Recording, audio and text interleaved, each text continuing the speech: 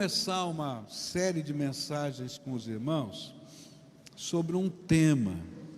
O tema é atos inconsequentes.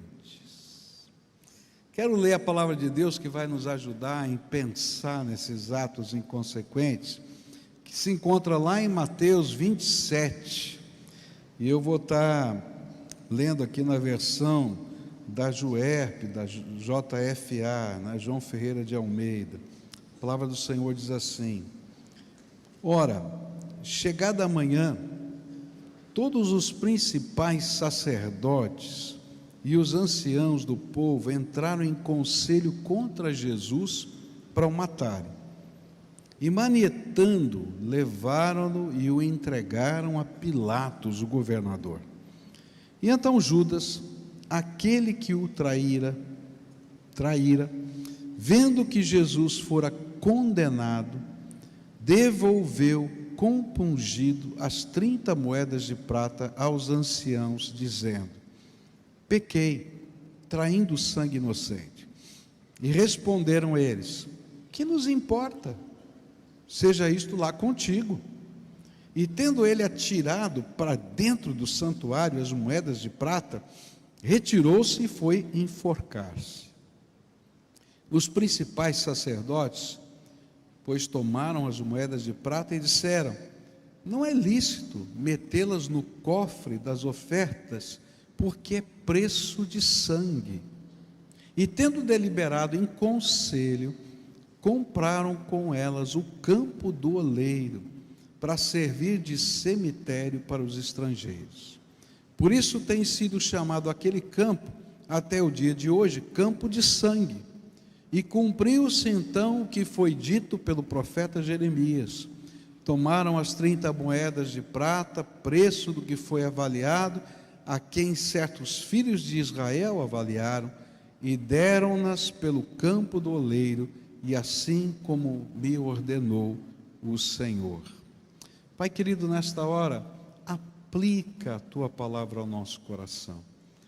Nós já lemos.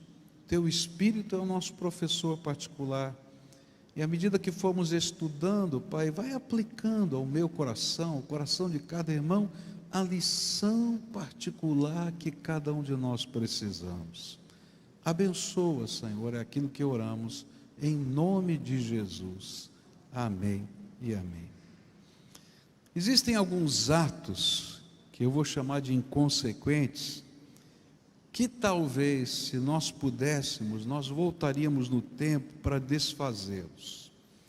No entanto, logo a gente vai descobrindo que é impossível fazer isso. Para pensar na tua vida, que você vai lembrar de algumas cenas que você mesmo fez, que se você pudesse dizer: se eu tivesse a mentalidade de hoje, se eu tivesse a experiência de hoje, eu nunca teria feito isso.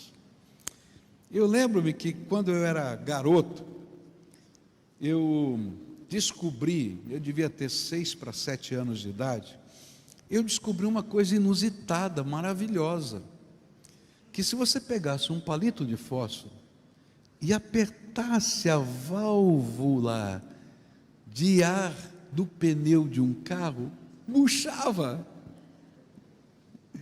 E então de vez em quando eu pegava o palito de fósforo e ficava pss, pss, pss, pss. Mas um dia eu falei: será que dá para ir até o fim? Eu só fazia um pouquinho no começo, depois eu cheguei lá e pss, olhando para os lados para ver se alguém estava vendo, e o pneu foi até embaixo.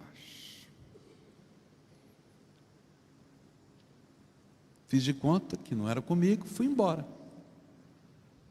Bom, o dono do carro ficou irado e começou a pressionar. Ele era um vizinho ali, morava no prédio do lado. Ele começou a pressionar quem tinha sido o moleque que tinha baixado o pneu. E ele começou a pressionar, até que um dos meninos disse: foi o Pascoal. E ele foi lá na minha casa, falar com meu pai. E foi lá e meu pai recebeu ele lá de fora, conversou com ele e tal. entrou dentro de casa, me botou para conversar. E o meu pai, ele tinha assim um processo de educação muito firme, mas muito inteligente. Ele entendia que educar era ajudar a gente a entender as consequências dos nossos atos. E naquela época, com 6 para 7 anos, eu achava que era uma grande brincadeira apertar a válvula dos carros. Maravilha, faz barulho, baixa, tal. E aí meu pai fez um negócio, eu queria uma surra, mas meu pai não me deu uma surra. Meu pai marcou um dia e um horário para eu ir na casa daquele cidadão para pedir perdão para ele. Meu pai me levou até a porta do prédio de apartamento, ficou me esperando do lado de fora, mandou eu entrar sozinho, subir lá no apartamento daquele senhor, tocar sozinho a campainha e conversar com ele e pedir perdão. Meu pai me levou até a porta do apartamento, ali do prédio, e eu estava mais ou menos seguro, porque meu pai estava junto. Mas quando eu tive que entrar lá dentro sozinho e apertar aquela campainha, e aquele senhor bravo abriu aquela porta, e ele me mandou sentar na sala, porque ele queria conversar comigo. E eu me lembro até hoje que eu sentei numa poltrona e eu nunca vi aquilo. A sensação que eu tinha é que a poltrona tinha crescido e me engolido assim. E eu fiquei pequenininho lá dentro daquela poltrona. E ele então sentou e antes de começar a conversar, ele chamou a mulher dele. E a mulher dele veio trazendo um bebezinho no colo, recém-nascido. Sentou do lado, não falou nada. E ele começou a conversar e falou: menino, por que que você baixou o pneu do meu carro? E aí eu não sabia dizer por quê. Eu fiquei quieto, virava para um lado, virava para o outro, e não sabia dizer. Você já fez alguma coisa que você não sabe por que que você fez? Era isso. Bom, aí ele começa a contar a história. Ele diz assim: sabe, naquela noite, minha mulher estava grávida, e ela teve as dores de parto para nascer essa criança, e nós saímos correndo, ansiosos daqui, porque estava doendo, para ir para o hospital. E quando nós chegamos no nosso carro, estava tudo pronto, eu tinha revisado o carro, eu tinha deixado tudo pronto, porque eu sabia que qualquer hora isso ia acontecer. O pneu do carro estava furado. Você tinha baixado. Naquele tempo, gente, não tinha telefone em casa, não tinha telefone celular, não tinha aplicativo. Aquele homem deixou a mulher encostada no carro e saiu correndo pelas ruas de São Paulo, porque nós morávamos em São Paulo, num bairro, saiu correndo pelas ruas de São Paulo para ver se ele achava um táxi. E demorou para ele achar. E ele veio ansioso com um táxi, colocou a mulher, levou para o hospital. E ele disse: por isso eu precisava saber quem tinha baixado esse pneu do carro. Eu fiz o que meu pai falou. Eu pedi perdão, mas eu entendi uma coisa: que não tinha nada que eu pudesse fazer que compensasse a dor, o sofrimento que aquela família tinha vivido. Que aquela minha brincadeira, que parecia que não tinha consequências, na verdade tinha gerado muita confusão e dor. É disso que esse texto que a gente está lendo está falando. Esse texto está contando para a gente de um ato, ou de uma série de atos inconsequentes que Judas cometeu. E o meu objetivo é começar a estudar a palavra de Deus a partir da vida de Judas, para descobrir a resposta que a gente vai ter aqui para algumas dessas perguntas. O que a gente pode aprender com a vida de Judas a respeito de atos inconsequentes? Como a gente vai ter uma assembleia muito importante daqui a pouco, eu vou só começar esse sermão e vou continuar hoje à noite e na semana que vem. A palavra do Senhor vai dizer assim para a gente, que os atos inconsequentes não surgem do nada. A gente imagina que os atos inconsequentes na nossa vida surgem do nada. Mas na minha própria história do pneu, não surgiu do nada. Olha só o que a Bíblia vai dizer em João 13, versículo 2. Jesus e os seus discípulos estavam jantando, e o diabo já havia posto na cabeça de Judas, filho de Simão Iscariotes, a ideia de trair Jesus. E a primeira lição que podemos aprender com Judas é que os atos inconsequentes não surgem do nada, mas elas são uma porta aberta na nossa mente para a sementeira do diabo. Como é que um ato inconsequente começa? O diabo semeia na cabeça da gente uma ideia. Ele começa com pensamentos que passam a ser acalentados dentro da gente. Eu me lembro, eu garoto, com o palito na mão, eu descobri que se você apertasse a bola, fazia psss. E achei legal. Podia ter parado aí. Mas eu queria fazer mais um pouquinho. E o que acontece se eu ficar segurando mais? E o que acontece se eu baixar o pneu inteiro? E sabe, essa ideia vai ficando na mente da gente. Eu estou falando de coisa de criança, mas é assim que funciona com os atos inconsequentes na nossa vida. Eu creio que se alguém chegasse para Judas, e sem saber dos pensamentos, porque ninguém conhece os pensamentos, talvez, quem sabe até por uma revelação do Espírito Santo, dissesse: Judas, toma cuidado, você está em perigo espiritual. Com certeza eu acho que Judas sairia dali indignado. Quem é você para dizer o que eu estou pensando?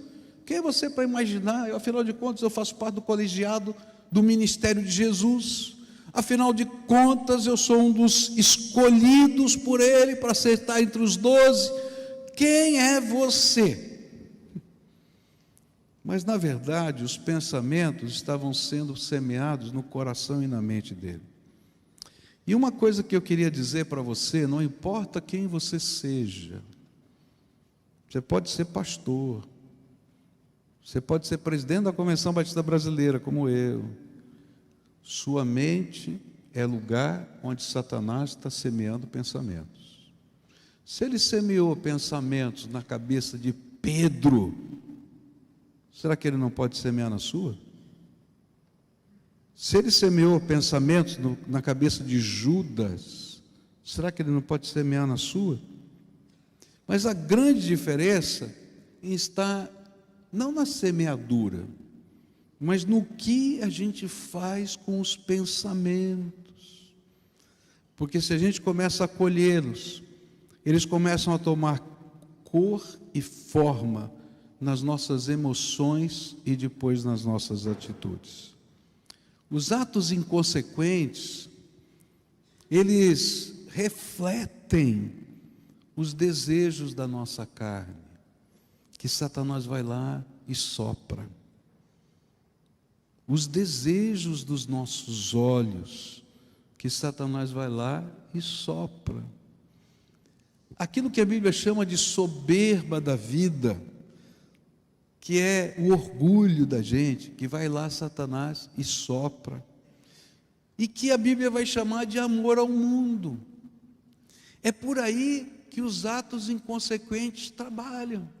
E quando essas coisas começam a funcionar dentro de nós, e a gente começa a perceber que os atos inconsequentes têm consequência, às vezes a gente se desespera, ao invés de resolver o problema, faz coisas piores, como Judas fez, que foi se matar. Quando a gente permite que pensamentos de destruição entre na nossa mente, quer seja para o outro ou para nós mesmos, a gente comete atos inconsequentes. Às vezes a gente tem uma mágoa tão forte, tão forte. Eu me lembro uma vez que conversava com uma pessoa, muitos anos atrás, não é?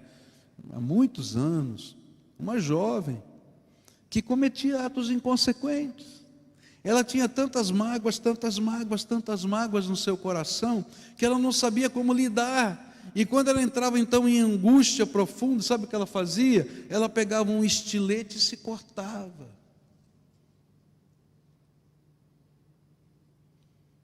Ela tinha marcas no seu corpo, nos lugares mais escondidos que você possa imaginar,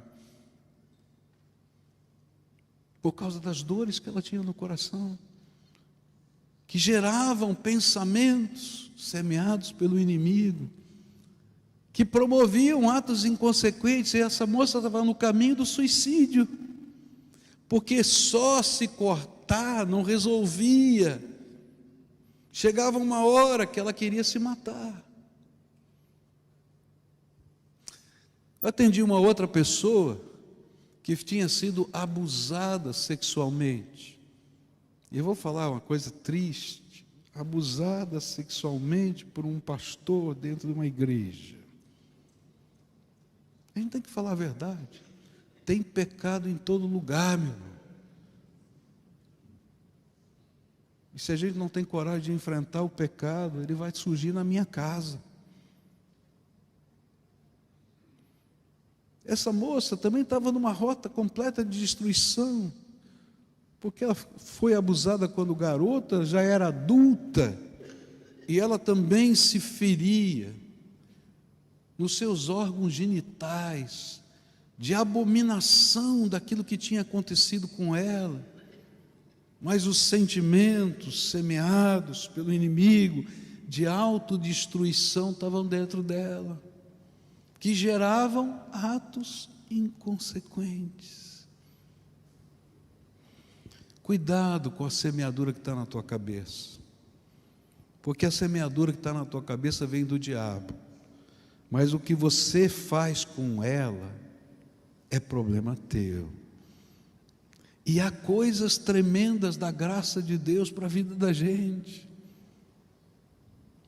Às vezes, a gente está vivendo essas pressões do inimigo na forma de gerarem atos inconsequentes, nos desejos de justiça. E o interessante é que o desejo de justiça é bom, mas quando ele vira desejo de vingança, ele é mau. Porque aí a gente quer, não justiça, mas imputar sofrimento para quem nos fez sofrer. Isso não é problema meu, isso é problema de Deus. E quando eu permito que a minha mente fique cheia desses sentimentos, a gente se perde. Eu vou falar um pouquinho sobre Judas. Judas, ele tinha um viés político muito grande. Ele fazia parte de um partido chamado Zelotas, que queriam a independência dos romanos. E quando ele entrou, ainda que ele tivesse sido escolhido por Jesus para estar no colegiado, quando ele entrou no colegiado, ele imaginou que Jesus seria um daqueles Messias que ia se levantar para fazer uma revolução, e ele queria estar no top da crista da revolução. Por isso ele se tornou até tesoureiro do partido. Não era partido, do colegiado. Tá? Era isso. Mas aí ele começou a ver um Jesus diferente, um Jesus que perdoa os inimigos, um Jesus firme que expulsa os vendilhões do templo, mas que é capaz de ter misericórdia com as pessoas. Que o projeto dele não era pegar em armas, porque ele dizia: quem levanta uma arma vai morrer pela arma, mas que o projeto dele era a salvação do mundo, e que ele ia um dia morrer na cruz para isso. E aí Satanás lança na mente dele que as filosofias dele eram mais importantes do que o projeto de Deus. E os atos inconsequentes começam na vida de Judas por aí. Cuidado com as filosofias que você abraça, porque Deus tem que julgar toda filosofia, toda ideologia, todo valor e princípio que rege a nossa vida tem que proceder do alto. Um dia perguntaram para um grande pensador, um sociólogo, se ele acreditava, o pai da sociologia moderna, se ele acreditava que um dia a sociologia ia tomar o lugar ético da religião. E ele respondeu de uma maneira muito clara, ele disse assim: não. E todo mundo ficou chocado com ele. Como é que esse cara, um pensador, um filósofo, disse que não? E ele disse assim: porque a sociologia é uma ciência, e toda ciência é uma moral sem ética, e nós precisamos de um ser superior para poder definir a ética da moral da ciência. Olha que sabedoria! Se Jesus não é aquele que norteia os seus valores, pensamentos inconsequentes estarão na sua mente e serão abrigados, e através desses pensamentos virão atos inconsequentes. Alguns vão ferir você, outros vão ferir outras pessoas, mas na verdade a gente está se ferindo às vezes sem saber. Sabe, às vezes os atos inconsequentes vêm através de um sentimento muito forte de independência de Deus. Eu sou tão sábio, eu conheço tanto, eu já estudei tanto, que eu sei definir tudo na minha vida. Querido, você é só pó. Só pó. Eu não sei se você já foi na exumação de um corpo. Alguém já teve que passar por essa cena horrível, que é exumar um corpo? Você vai lá no túmulo daquele seu ente querido, não é? E precisa tirar os ossos. Que coisa horrível, fala a verdade. Você lá está pensando na mamãe, no vovô, na vovó, não sei quem foi que você teve que fazer isso, e você vê cabelo, sujeira e osso. E chega o coveiro, uma normalidade, porque esse é o trabalho dele, começa a jogar num saco preto. Não sei se aqui é assim, mas lá é. Joga num saco preto de lixo. E você pensa assim: isso aqui é ou não é? Querido, você é só aquilo, só sobra aquilo. Quem é você para ditar o rumo do universo? A gente tem que conhecer a grandeza de Deus e submeter essa grandeza. Se os seus pensamentos te levam para lugares distantes do Senhor, toma cuidado. Atos inconsequentes virão sobre a sua vida. E isso é um perigo, toma cuidado. E o pior é que às vezes a gente racionaliza tudo isso para justificar a nossa falta de fé, e a gente para de olhar para o Senhor e passa a olhar para os homens.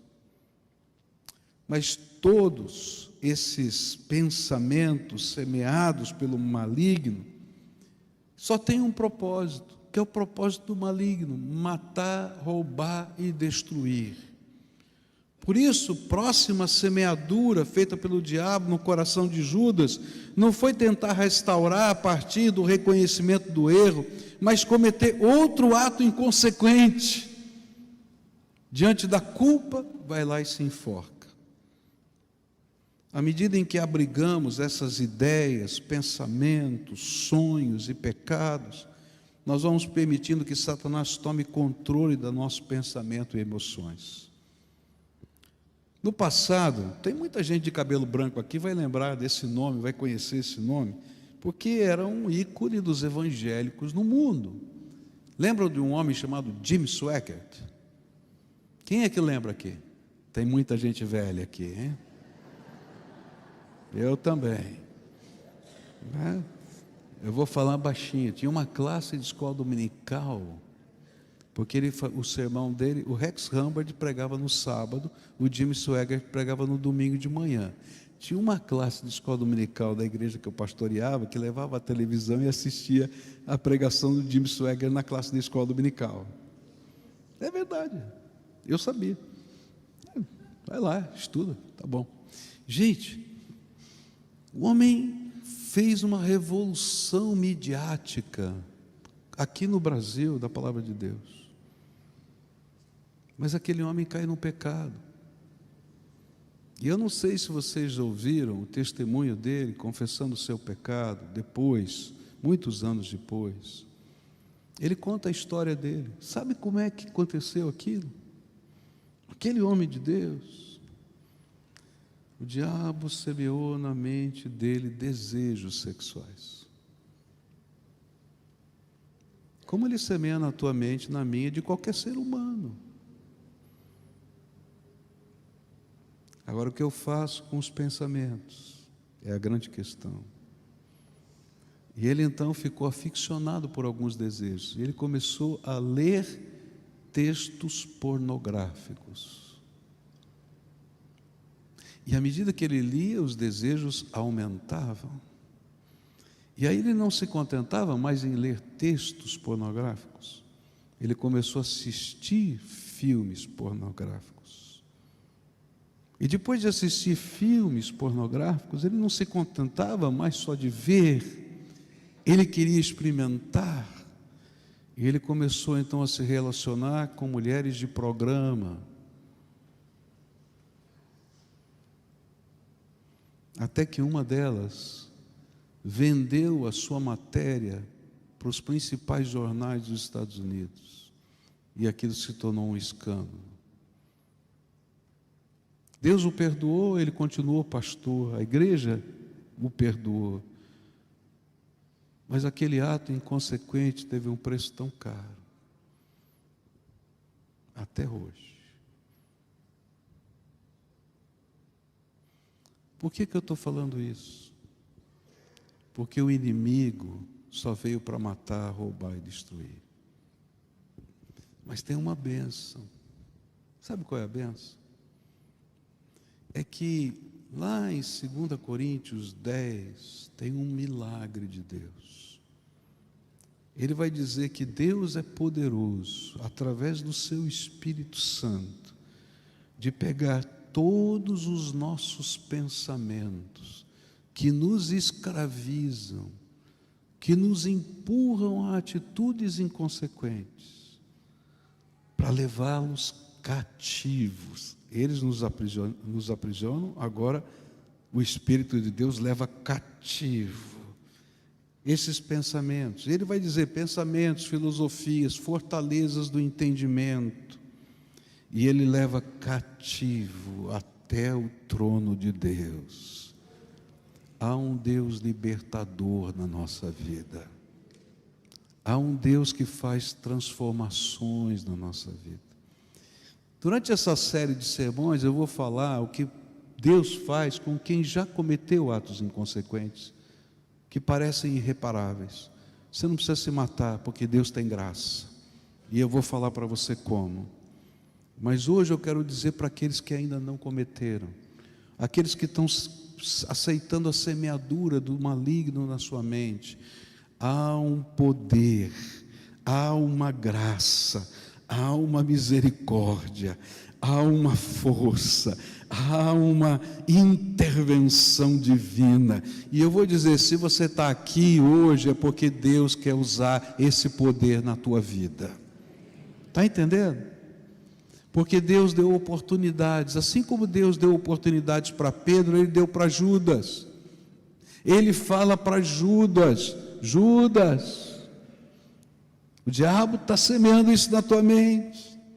Ele diz para ele: ó, tem um traidor comigo na mesa. Ele pergunta: será que sou eu, Senhor? Ele diz: para quem eu der o bocado de pão na boca é esse. Jesus molha o pão no vinho e dá na boca de Judas. Judas entendeu o recado. Agora, o que eu faço quando o recado de Deus chega na minha vida é a grande diferença. Então hoje, o Senhor quer fazer um milagre na tua vida. É pegar tudo isso que está fermentando no teu coração e que são geradores de atos inconsequentes. Talvez eles não tenham acontecido, mas eles podem acontecer a qualquer momento. Você deixa Jesus pegar com o seu Espírito Santo e levar cativo até o trono da graça. E há uma transformação aqui dentro da cabeça da gente e do coração da gente. Graça de Deus está operando todo dia. Essa mão de Deus que abençoa não está encolhida. A Bíblia diz que a mão do Senhor não está encolhida, que não nos possa abençoar. Ela está estendida para você e para mim. E você não precisa se machucar, você não precisa se cortar, você não precisa bater de trombada com a vida. Tem gente, queridos, que estão tão doído dentro, e esses pensamentos vêm, que estão dando trombada com a vida, dando trombada com a família, dando trombada com os negócios, dando trombada com tudo, e nunca vão ser felizes, porque se boicotam a si mesmos através dos seus pensamentos. Mas vem graça de Deus. Vem graça de Deus para transformar a sua vida. Eu não tenho tempo para contar tantas histórias aqui. Você sabe que eu adoro contar história. Hoje eu não vou poder, mas hoje à noite eu continuo e vou contar histórias de como Deus transforma, de como Deus muda, que tem esperança, que tem solução. Tem gente que chega a um ponto que diz: vou me matar. E eu não sei se você sabe que um dos países que mais comete suicídio no mundo, o primeiro deles é o Japão. Mas entre a lista está o Brasil. Eu, como pastor, já atendi várias situações de suicídio na minha vida. Não tem coisa mais triste. E você pensa: por quê? Porque um ato inconsequente vai gerando outro ato inconsequente, que gera outro ato inconsequente, e chega num ponto que a gente diz: não tem saída. E eu quero dizer: tem saída, e a saída tem nome: Jesus Cristo nosso Senhor. Amém? Tem saída, Jesus. Tem esperança, Jesus. E se perguntasse: e para Judas? Se ele tivesse ouvido como Pedro ouviu, ou se simplesmente ele tivesse esperado o terceiro dia, ele teria visto Jesus ressuscitado. Você está entendendo? Espera que Deus tenha algo novo para fazer na tua vida. Quero orar para a gente encerrar esse culto. Posso orar? Hoje eu quero orar por pessoas que estão precisando de graça de Deus dentro da sua mente. Está entendendo? O coração chegou pesado, você perdeu a esperança, você está com medo, está passando um monte de besteira na tua cabeça. Você não está querendo se matar não, tá? Mas está passando besteira, coisa que não vale a pena, que você mesmo, se parar para pensar, está dizendo: puxa vida, que é isso? Talvez até você já tenha dado passos nessa direção. Eu quero dizer, nós estamos diante daquele que é poderoso para transformar e para abençoar. E eu vim aqui plantar uma semente de esperança e fé, porque Deus trabalha na vida da gente com esperança e fé. Não vai acontecer aqui, agora, nesse instante, uma mudança de tudo do cenário da tua vida. Porque se você atender esse apelo, pensando assim, você vai se frustrar. Mas o Senhor vai semear no teu coração esperança e fé. E Ele vai derramar poder do Espírito Santo. E coisas de Deus vão começar a acontecer na tua vida. Talvez você tenha perdido a esperança no marido, no pai, no esposo, no filho, não interessa. Mas tem alguém que não decepciona: Jesus Cristo nosso Senhor. Ele é fiel. E quando a gente tem coragem de dar passos de fé, Ele abençoa. Então, se você é essa pessoa a quem o Espírito Santo trouxe de propósito aqui hoje, só para você ouvir essa palavra, e você sabe, porque o Espírito testifica no coração da gente. Eu quero orar por você. E quero pedir um milagre na tua vida. Eu quero pedir que Ele intervenha no teu coração, nos teus pensamentos, nos teus sentimentos, no teu medo, na tua ansiedade. Mas intervenha na tua vida como um todo. Que não é só num pedacinho, não. Hoje Jesus é dono de tudo, não é dono de nada. E a gente se lança nos braços de Deus. Eu quero experimentar a tua graça. Há alguém a quem o Espírito Santo está falando, vai saindo do seu lugar, porque eu não tenho tempo, tenho que terminar o culto agora, tá? Que vai ter uma assembleia daqui a pouco, mas eu não posso sair daqui sem orar, tá? Então, se você é essa pessoa que Jesus trouxe aqui, você sabe, eu vim aqui para ouvir essa palavra, vem aqui agora que eu quero orar por você, vem para cá, pode vir. Se você estiver lá na galeria, desce rápido, rápido, vem em nome de Jesus, vem, pode vir em nome de Jesus, vem, que Jesus vai fazer algo novo aí na tua vida. A gente abraça com fé a palavra de Deus e deixa Ele fazer o que a gente não pode fazer. Ele que vai fazer, em nome de Jesus. Venha para cá, pode vir, em nome de Jesus. Se o Senhor está falando com você, pode vir, venha, venha, venha, minha irmã. Isso, uma veio de Pedontiba, isso, para ouvir essa palavra. Deus a trouxe aqui hoje para isso, né? Vem, em nome de Jesus. Se o Senhor está falando com você, pode vir, em nome de Jesus. Agora eu quero, você sabe como é que eu trabalho, eu gosto de gente orando com eles, né? Então vem alguém aqui e abraça cada um desses irmãos aqui, venha, rapidamente, tá? Uma mulher abraça uma mulher, um homem abraça um homem, por favor, tá? Mas que todos aqui recebam um abraço, a imposição das mãos agora, pode vir, tá? Isso. Tem mais alguém que possa me ajudar aqui em oração? Nós vamos levantar um clamor aqui, olha só, né? Vamos orar por isso, não é? Aqui tem uma senhora sozinha aqui. Quem é que vem orar com ela? Ali tem outra senhora, ali tem uma outra senhora sozinha aqui.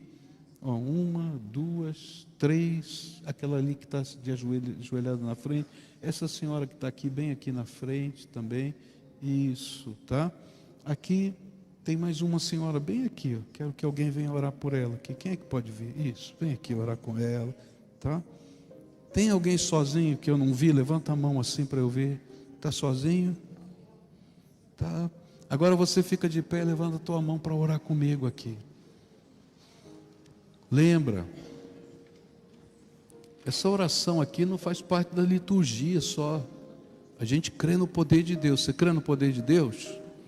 Então você vai interceder, porque só essas pessoas que estão aqui sabem o que vai no coração delas. Tem várias aqui chorando na presença do Senhor. Só Deus sabe o que está dentro delas e elas.